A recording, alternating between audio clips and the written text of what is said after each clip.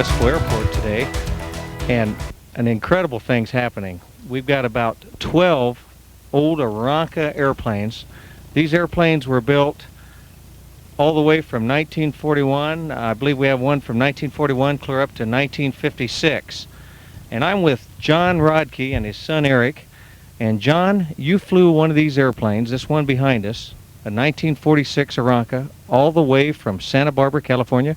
Oh yeah, it took about 37 hours. It was a really long trip. When you're flying at 80 miles an hour, it just takes a long time to get anywhere.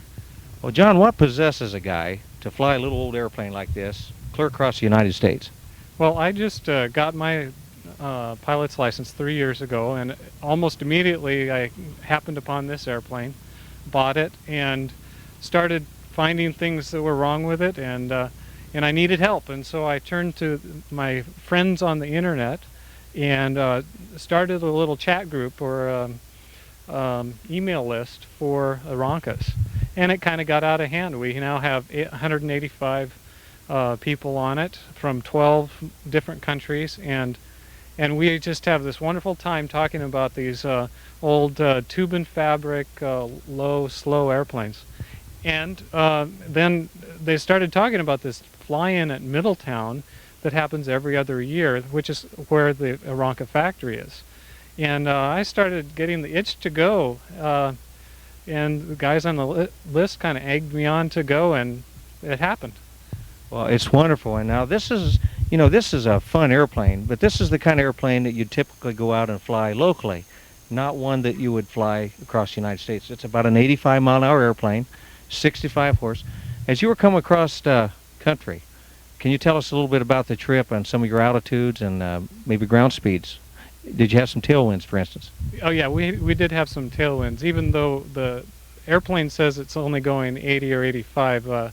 At one point the GPS that tells us our true ground speed said 129 miles an hour, which is just really cooking. And that was over Texas. And we went as high as 10,000 feet, which isn't very high by airliner standards, but that's just terribly difficult to do with a 65 horsepower engine.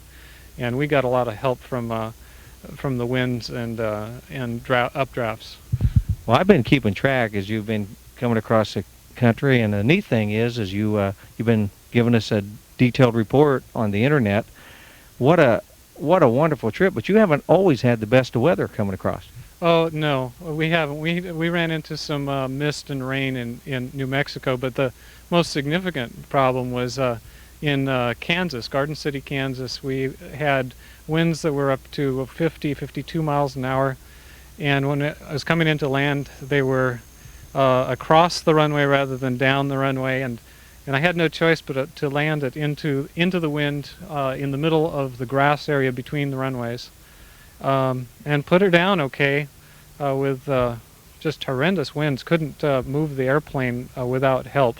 6 guys came out to help move the airplane, and then we were sitting there and watching the other airplanes trying to land in this wind, and a commercial airliner came in and blew out a tire. The winds were so strong that it rolled the tire off the rim, and so that was disabled on one runway. And then as we were standing around looking, another airplane, a twin, big heavy twin, very fast, capable airplane, came in and got bounced by the wind, folded up the nose wheel, hit the props, slid across the runway into the dirt, and nobody was hurt in either of those incidents. But I thought it was kind of amusing that a 65 horsepower, 80 mile an hour airplane was the only one that actually got down safely in that big wind.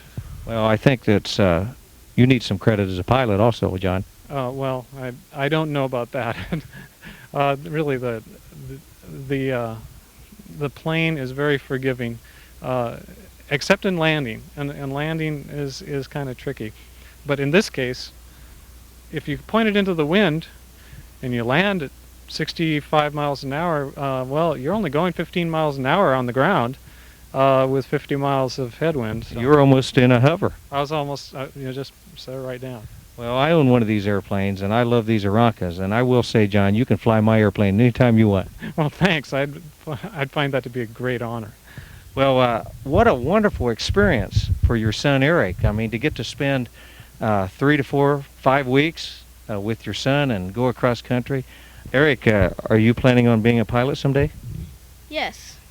And I would say that you're getting a lot of experience and navigating, and so you're just helping your dad as you make this trip. Yep. Yeah, he does a great job of navigating and doing the photography too. We've taken a lot of pictures, over 200 pictures of our trip.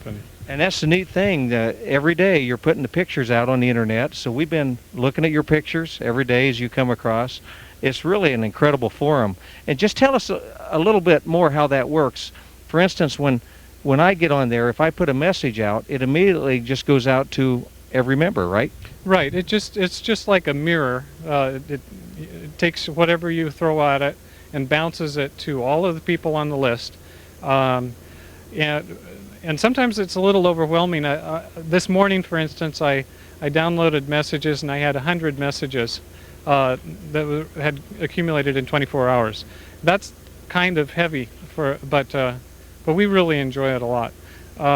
We also have a website that has information about Aeroncas and where to get parts, sources of information, some detailed technical drawings and that kind of thing, and a lot of people make use of that.